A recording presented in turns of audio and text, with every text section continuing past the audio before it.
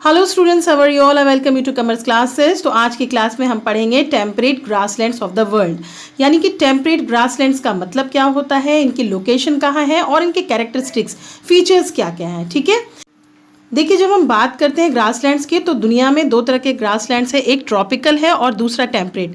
Now इस chapter में हम टेम्परेट के बारे में पढ़ेंगे। ठीक है, अब अगर हम देखें कि ग्रासलैंड्स का एक सिंपल मीनिंग क्या होता है, तो देखिए कोई भी ऐसा लैंड पार्ट है ना, ऐसा लैंडस्केप जहाँ पे आपको माइल्स ऑफ माइल्स आपको सिर्फ ग्रासेस ही मिले। ठीक है, और ऐसा लगे जैसे एक समुद्र है ना, घास का एक मैदान, घास का एक बड़ा मैदान, चारों तरफ दूर दूर तक आप जहाँ देखें तो it's look like a sea of grass. तो सिंपल मीनिंग तो ये है, ऐसा लैंडस्केप जहां आपको ग्रास ही ग्रास दिखे। ठीक है, नाउ थोड़ा सा डिटेल में समझते हैं कि ग्रासलैंड ऐसे लैंडस्केप है जहां पे ज्यादातर ग्रासेस है, इसके अलावा शर्ब्स यानी थोड़ी झाड़ियां भी होती हैं और थोड़े बहुत ट्रीज, तो बहुत कम ट्रीज पाए जाते हैं। ठीक है, नाउ ये ग्रासलैंड्स जो है एक नेचुरल वेजिटेशन है, यानी कि नेचर ने खुद इसको जन्म दिया है, यानी कि जिस तरह से फॉरेस्ट खुद ब खुद उगते हैं उसी तरह से ये ग्रासलैंड्स खुद ही ग्रो करते हैं। ठीक है, अब क्योंकि यहाँ पे बहुत अच्छे ग्रासेस होते हैं तो ये इकोनॉमी में एक बड़ा रोल प्ले करते हैं। ठीक है, आगे हम देखेंगे। नाउ ये ग्रासलैंड्स जो है टेम्परेट जोन में पाए जाते हैं। ठीक है, आपको पिछले क्लासेस में पता होगा कि टेम्परेट जोन हम वर्ल्ड का किसको कहते हैं।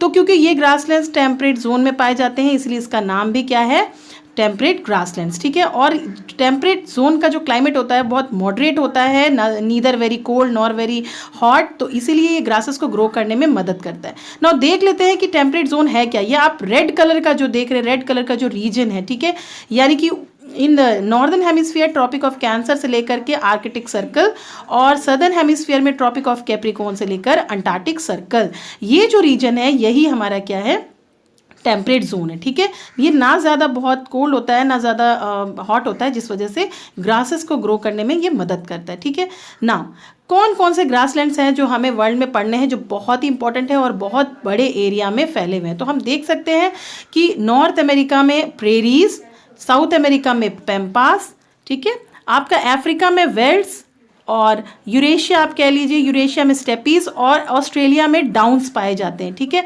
नाउ इस चैप्टर में जो हम पढ़ेंगे वो है प्रेरीज के बारे में खास करके। जब हम नॉर्थ अमेरिका के मैप को देखते हैं तो हम ये जो येलो कलर का रीजन आप देख रहे हैं, बीच में येलो कलर का रीजन है, यही प्रेरीज रीजन है। ठीक है, यहीं पे घास के मैदान पाए जाते हैं जिसको हम प्रेरीज कहते हैं।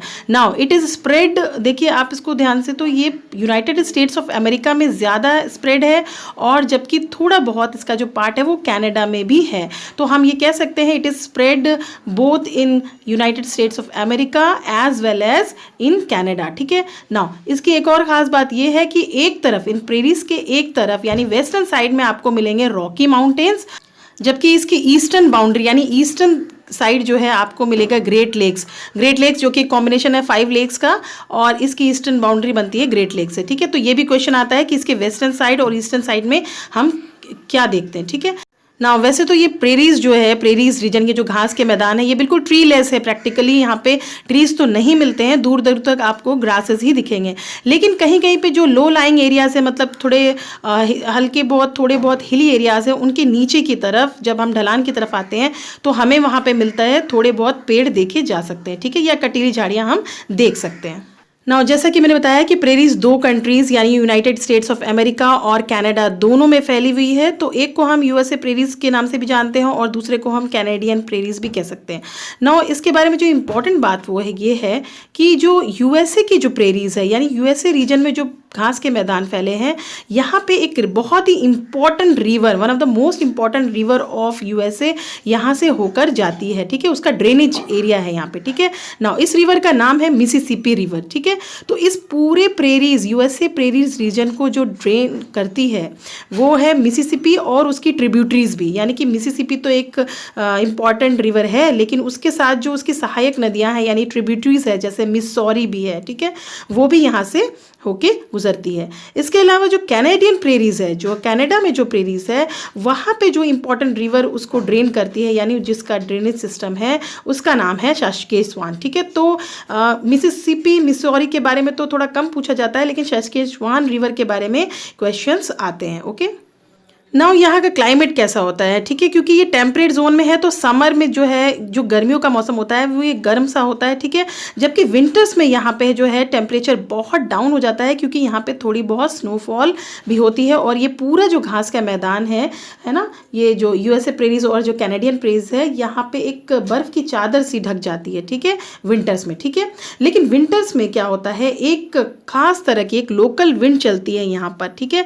यूएसए में एक लोकल विंड चलती है, जैसे हमारे यहाँ इंडिया में लू चलती है उस तरह से वहाँ पे चिनूक नाम की एक लोकल विंड, हॉट विंड चलती है सर्दियों में, जिसकी वजह से टेम्परेचर थोड़ा गर्म हो जाता है और बर्फ़ पिघल जाती है और फिर से जो है हरियाली मतलब ग्रीनरी आ जाती है और लैंड अवेलेबल हो जाता है जानवरों के लिए, ठीक है ना। बात करते हैं कि यहाँ पे कौन से क्रॉप्स उगाए जाते हैं, ठीक है। तो प्रेरीज रीजन के दो मेजर क्रॉप्स है, वीट और मेज, यानी कि गेहूं और भुट्टे, ठीक है, गेहूं और मक्के जिसको हम कहते हैं, ठीक है।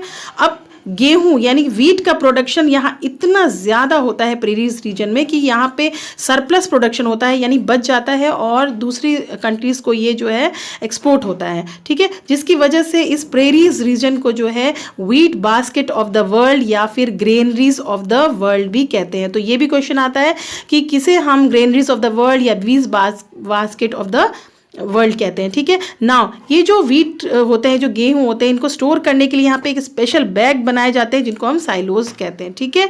नाउ यहाँ जो क्रॉप्स उगाए जाते हैं इनको हार्वेस्ट करने के लिए एक मशीन यूज़ की जाती है जिसको कंबाइन कहते हैं। नाउ कंबाइन एक ऐसी मशीन है जो बीज बो भी सकती है और मिट्टी को लूज भी यानी प्लो भी कर सकती है और एज वेल एज उसकी कटाई भी कर सकती है, हार्वेस्ट भी कर सकती है, ठीक है। तो यहाँ पे कंबाइन का बहुत ज़्यादा यूज़ होता है, ठीक है।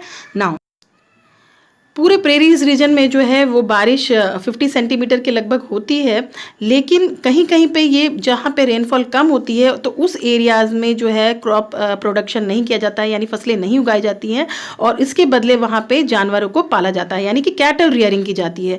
क्यों? क्योंकि एक तो ये लैंड अवेलेबल है कैटल्स को पालने के लिए, यहाँ पे अच्छी खासी लैंड है। दूसरी बात इनके चरने के लिए यानी कि चारे के लिए भी अच्छी क्वालिटी की घास है। तो यहाँ पे कैटल रियरिंग कई तरह के एनिमल्स को पाला जाता है, ठीक है।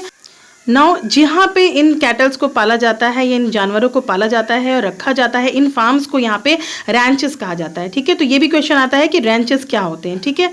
नाउ यहाँ कैटल रियरिंग होती है जिससे कि मिल्क प्रोडक्शन और मीट प्रोडक्शन यहाँ पे होता है, ठीक है। यहाँ पे कई तरह के और एनिमल्स भी पाए जाते हैं जैसे प्रेरी डॉग्स और रैबिट्स उनमें इंपॉर्टेंट है, लेकिन यहाँ पे जो सबसे इंपॉर्टेंट एनिमल जो यहाँ मिलता है प्रेरी रीजन में वो है अमेरिकन बेफेलो, या आप उसको बाइसन के नाम से भी जानते हैं, ठीक है।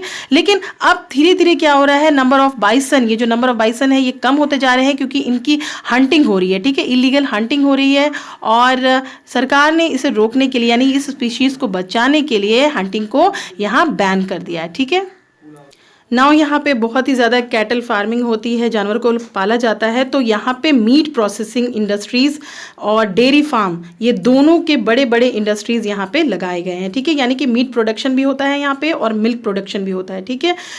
तो यहाँ पे क्रॉप प्रोडक्शन के साथ साथ मिल्क प्रोडक्शन और मीट प्रोसेसिंग, ठीक है, ये तीनों इंडस्ट्रीज़ यहाँ पे जो है बहुत ही बड़े पैमाने पर लगाई गई हैं, ठीक है। नाउ बात करते हैं यहाँ के सबसे इम्पॉर्टेंट, यूएसए के जो सबसे इम्पॉर्टेंट शहर है शिकागो। ये मीट प्रोडक्शन के लिए, मीट प्रोसेसिंग के इंडस्ट्रीज़ के लिए ये बहुत ही फेमस है। ये कौन सी झील के किनारे है ये भी पूछा जाता है। ये लेक मिशिगन के साइड में ही जो है ये शहर बसा हुआ है। तो हम कह सकते हैं कि शिकागो सिटी जो है वो मीट प्रोसेसिंग इंडस्ट्रीज़ के लिए फेमस है और यहाँ से दूर दूर तक मीट एक्सपोर्ट किए जाते हैं। नाउ बात कर लेते हैं यहाँ के लोगों के, यहाँ के फार्मर्स की। तो ये टेक्नोलॉजिकल एडवांसमेंट की वजह से और साइंटिफिक मेथड यूज़ करने की वजह से इनकी लाइफ बहुत ही प्रॉस्पेरस है, बहुत ही अच्छी है और प्रेरीज जो है ये मोस्ट इंडस्ट्रियलाइज्ड रीजन भी है दुनिया का, ठीक है। नाउ आई होप कि आपको प्रेरीज के बारे में एनफ इन्फॉर्मेशन मिल गई होगी। आगे हम वेल्ड्स के बारे में पढ़ेंगे। Thank you and have a nice day.